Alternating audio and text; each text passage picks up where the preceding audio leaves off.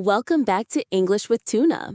Today's episode is all about transformation, not by magic, but by simple daily action. And the best part, you only need 7 days to start changing your English habit for good. Exactly. If you've ever said, I want to improve my English, but I don't know where to start, or I just can't stay consistent, then this episode is for you. We're going to help you build a daily English habit that actually sticks. Before we jump into the day-by-day plan, let's talk about something really important: why habits are more powerful than motivation. Great point. Motivation comes and goes. You might feel excited on Monday, but tired on Wednesday. If you rely only on motivation, your progress will always be up and down. But habits don't depend on how you feel. Once a habit is formed, it becomes part of your life. Just like brushing your teeth or checking your phone, you just do it. So imagine this. What if learning English became as automatic as making coffee in the morning? What if you didn't have to fight with yourself every day to study? That's the dream, right? And guess what? It's possible, but it starts with changing the way you think about learning. Why most English learners struggle to stay consistent. Let's be honest. Most people fail to improve their English not because they're lazy or not smart enough. It's because they rely on willpower instead of systems. Exactly. They say things like, this week I'll study hard, but they don't define how or when. It's just a vague goal, and vague goals usually fail. But habits are different. Habits don't need big decisions. They're automatic. You don't think, should I brush my teeth today? You just do it. So imagine if your English practice was that automatic. If every day, without fail, you did a small action that brought you closer to fluency. That's what this 7-day transformation is about. We'll guide you through small, smart steps, each day building on the last, so by the end, you won't just feel motivated, you'll feel in control. Your brain loves repetition, not pressure. Here's a secret. Your brain doesn't learn well under pressure. It learns best with repetition, routine, and reward. And that's exactly what we're going to build. Think about how kids learn language. They don't memorize grammar charts or study vocabulary lists. They repeat words. They hear the same phrases. They use the language in daily life. That's how adults should learn too. Not by trying to cram 50 words in one night, but by doing a little every day, again and again. And you don't need hours. Even 10 minutes a day, done with the right mindset and structure, is better than studying for 3 hours once a week and forgetting everything. Focus on identity, not just effort. Here's another powerful idea. Don't just try to do what good English learners do. Start to become one. Ooh, I love this. So instead of saying, I want to learn English, say, I'm the kind of person who practices English every day. Exactly. That identity shift is the root of strong habits. When you believe you're someone who learns English, even if it's just for 5 minutes a day, you'll naturally find ways to keep doing it. That belief gives you momentum. You stop waiting for the perfect moment and start taking action. So here's the plan. In this podcast series, we're going to walk you through 3 core phases of building a lasting English habit over 7 days. Each phase is simple, doable, and builds on the last. 1. Day 1 to 2, build your environment. 2. Day 3 to 5, create a micro-routine. 3. Day 6 to 7, reinforce with reflection and rewards. By the end of day 7, you'll not only have practiced English for a full week, you'll have a system you can continue long-term. And you won't feel stressed or overwhelmed. You'll feel inspired, because you'll have proof that you can show up, even just a little, every day. What you'll need before we begin. Now, before we move into day 1, let's set you up for success. Here are 3 things we recommend. 1. Choose a time you can commit to every day, even just 10 minutes. 2. Pick a place, maybe your desk, your bed, or your commute. 3. Get your tools ready, a podcast app, notebook, or English learning app. This isn't about perfection. It's about consistency. Show up for yourself, even if you're tired, even if it's not the perfect day. That's how habits are formed. So, are you ready to begin? Let's get into part 2, where we show you exactly how to build a simple, powerful environment that makes daily English practice effortless. Let's do it. Your 7-day transformation starts now. Welcome to the first 2 days of your 7-day English habit transformation. Today, we're focusing on something that may sound simple, but it makes all the difference: your learning environment. Exactly. The environment you're in has a bigger impact on your habits than most people realize. If your surroundings make English feel easy and accessible, you'll practice more often without even trying. Let's start with a basic question. Where do you usually practice English? Is it in your room, on your way to work, or maybe just randomly when you have time? Most people answer, I don't really have a set place or time. I just try to fit it in. And that's part of the problem. Because when there's no dedicated space or routine, your brain treats it like something optional, something extra. But when you create a small, consistent English-friendly space or habit loop, your brain starts to accept it as part of your day. So how do you create a strong learning environment, even if you're busy or don't have much space? Let's break it down. First, think about visibility. What you see often, you do often. So ask yourself, can I place English reminders in my daily space? That could mean setting your phone language to English or pinning sticky notes with common phrases on your desk or mirror. You could even keep a small whiteboard in your kitchen or near your bed with a new word every day. Another great tip is to make English the default option in your environment. For example, change your YouTube recommendations by watching English content regularly. Follow English-speaking creators on Instagram. Subscribe to English podcasts. This way, you're not forcing yourself to find English. It's just naturally all around you. And when English becomes the background of your daily life, practice doesn't feel like a task. It becomes effortless. Now, let's talk about trigger habits. These are small actions that remind your brain to start your English habit. A good trigger could be, after I drink my morning coffee, I listen to 5 minutes of an English podcast. Or, after brushing my teeth, I review one new phrase. The action before your habit becomes the signal to begin. This is how you build consistency without using up your willpower. Let's say you don't drink coffee. No problem. Just choose another daily activity. Maybe your bus ride. Maybe opening your laptop. The key is connect English to something you already do. Now, here's something fun. Design your environment like a learner. That means making things a little easier for your future self. For example, if you want to listen to English every morning, create a playlist in advance. Put your headphones next to your keys. Have a notebook ready on your desk. All these little details reduce what we call friction, the resistance that stops you from starting. Because, let's be honest, if you have to search for an English podcast, open 3 apps, find a pen, and clear your desk, you probably won't do it. But if everything is ready, you'll think, why not? Just 5 minutes. And that's where habits begin to grow. Let's pause here and ask, what small changes can you make in your space today to support your English practice? Maybe it's putting your English notebook on top of your pillow so you see it before bed. Maybe it's writing your daily word on a sticky note and putting it on your water bottle. The point is, let English live in your space, not hidden in your bookmarks or buried in your phone. Make it visible. Make it present. And remember, your environment is not just physical, it's also digital. Your phone, your home screen, your playlist, they all shape what you think about and what you do. So if you want to speak English every day, start surrounding yourself with English everywhere you can. You don't need a full transformation overnight. Even one small change can have a big impact.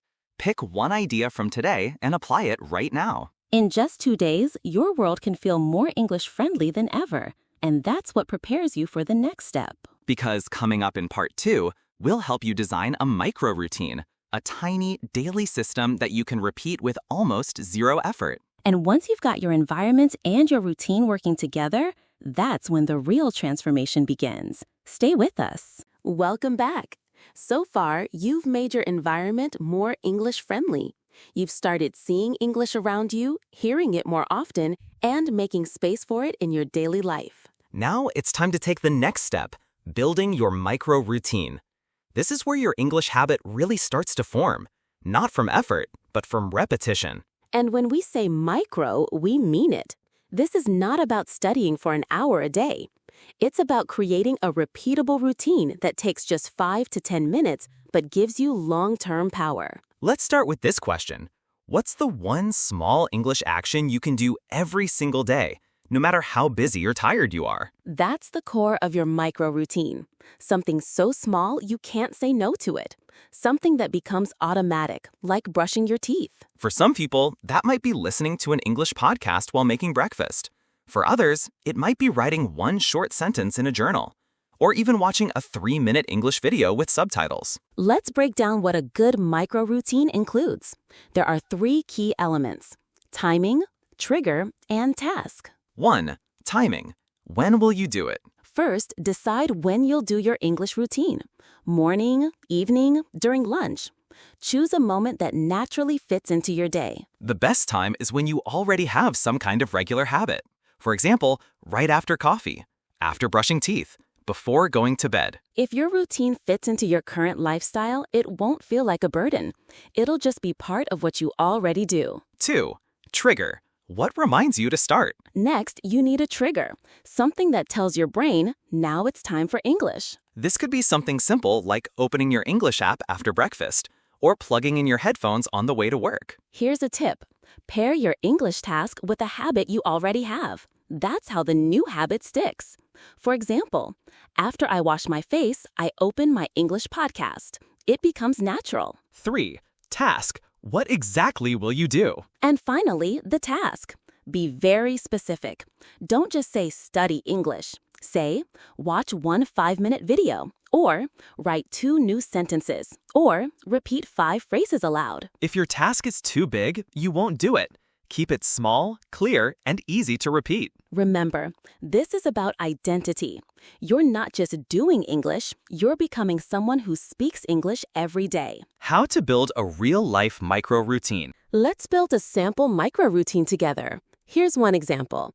Time, after breakfast. Trigger, sitting down at your desk. Task, watch one 3-minute video from your English YouTube playlist.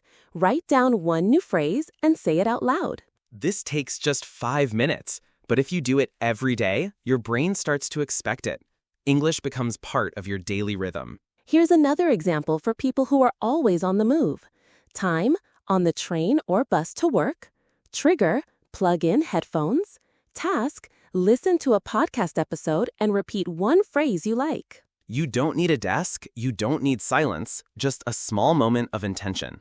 That's what creates momentum. Bonus, use habit tracking. Here's a little trick. Use a habit tracker. Even a simple calendar or notebook works. Every day you complete your English habit, make a check mark or an X. This gives you visual proof of your progress. And when you see that chain of marks growing, you'll want to keep it going. It's powerful motivation. What if you miss a day? Now, let's be real. You might miss a day. Life happens. The key is never miss twice. Missing once is okay, but when you miss 2 days in a row, that's when the habit starts to fall apart. So if you miss a day, don't be hard on yourself. Just get back on track the next day. No guilt, no pressure. Keep it fun, keep it light. Also, don't make your routine boring. If you hate grammar exercises, don't do them. If you love movies, use movies. The more enjoyable your routine is, the more likely you are to stick with it. It should feel rewarding, not like punishment. Think of it as English snack time, a small, tasty bite, not a full meal. Exactly, and over time, those small bites turn into real fluency. One little action a day adds up faster than people think. Your task for day 3 to 5. So here's what we want you to do for the next 3 days. 1. Pick your time, trigger, and task. 2. Write it down clearly. 3. Do it every day, even if you're tired, even if it's late. And remember, it's okay to start small. 5 minutes is more than enough if you're consistent. This isn't about doing everything, it's about doing something, every day, no matter what. And the best part? By the end of day 5, this little routine will start to feel normal. You won't even have to think about it. Then comes the next level. In part 3, we'll show you how to reinforce this habit with rewards and reflection, so it stays with you, not just for 7 days, but for life. We're halfway there. Stay with us. You're doing better than you think. Welcome back. You've already built your English environment and created your micro-routine. You're doing something powerful, not just learning English, but building a real, lasting habit. But how do we make sure this habit sticks? That it becomes something you don't quit after 1 week? The answer is simple: rewards and reflection. This is how we train our brain to want to keep going. In days 6 and 7, we're not learning more grammar or vocabulary. We're building the emotional strength to continue through small wins, small rewards, and clear self-awareness. Why rewards matter? Let's start with rewards. You know how a child gets excited after getting a sticker or a gold star? That doesn't change when we grow up. Our brains still love rewards. And when we attach a positive feeling to an action, like practicing English, we want to do it again. So give yourself something small and enjoyable right after you complete your English routine. It can be anything: a piece of chocolate, 5 minutes on social media, listening to your favorite song, a coffee break. The key is to connect the English task with a pleasant outcome. Your brain will begin to expect a little reward after using English, and that keeps the habit alive. Designing your reward system. Let's design your reward system right now. Think of a low-effort, high-feeling reward, something that makes you feel good without needing too much time or money. Here are a few examples. After I watch an English video, I drink my favorite tea. After I write one journal entry in English, I play one level of a mobile game. After I review vocabulary, I get 10 minutes to watch funny videos. And if you want to go big, try a weekly reward, like treating yourself to a movie night or ordering your favorite meal if you completed all 7 days. You earned it. And the stronger the association between English equals pleasure, the more your brain will want to keep that habit going. Reflecting on your progress. Now let's talk about the second key. Why is reflection important? Because most people give up on habits not because they're lazy, but because they don't notice their progress. That's true. When you feel like you're not improving, it's easy to stop. But if you take just 2 minutes to reflect, you'll see how far you've come. So at the end of day 6 and day 7, ask yourself 3 simple questions. What did I do well this week? What was difficult and how did I handle it? What's one thing I want to try differently next week? You can write your answers down or just say them out loud. The point is to become aware of your own journey, the good and the hard. Even one sentence is enough. I didn't skip any day. I feel more confident listening to English now. That's powerful. You're not just reacting, you're actively learning from your experience. Make it visual. Want to make it even stronger? Use something visual. A notebook, a habit tracker, even a sticky note on your mirror. Seeing your progress physically makes it more real. You'll remember, I've already come this far. I won't stop now. And don't underestimate the power of checking something off. That tiny action makes your brain feel accomplished. Anchor the habit to your identity. Here's one last powerful idea. Turn your English habit into part of your identity. Say this to yourself. I am someone who practices English every day, no matter what. Not I want to be fluent, not I'm trying to learn, but I'm the kind of person who does this. When your identity and your actions match, you don't need motivation. It becomes automatic. Just like how runners call themselves runners, even when they only run 10 minutes. So from today on, you're not just learning English. You are an English user, an active learner, a consistent speaker. What to do on day 6 and 7. All right, let's summarize your task for the final 2 days. Day 6, do your micro routine, reward yourself immediately, and answer your 3 reflection questions. Day 7, do the same, and then celebrate your 7-day journey. Seriously, you did it. Maybe write a short post or record a video in English saying what you did this week. Even if it's only for yourself, it's proof that you showed up. And once you've completed 7 days, you know what? You can do 14, then 30, then more. Final words. You are already winning. Let's be honest, starting is hard, but you did it. You changed your space, built a habit, and practiced daily. You didn't wait for the perfect time. You didn't wait until you were ready. You acted. That's what separates wishful learners from real progress makers. English fluency isn't about doing big things once. It's about doing small things every single day. And you've already proven you can do that. So don't stop now. Repeat this 7-day journey or level it up. Add new challenges. But never forget, small habits equal big change. Thank you for joining us on this 7-day journey. Keep speaking, keep showing up, and most importantly, keep believing in yourself. This is just the beginning. You've started something powerful. Let's keep going together.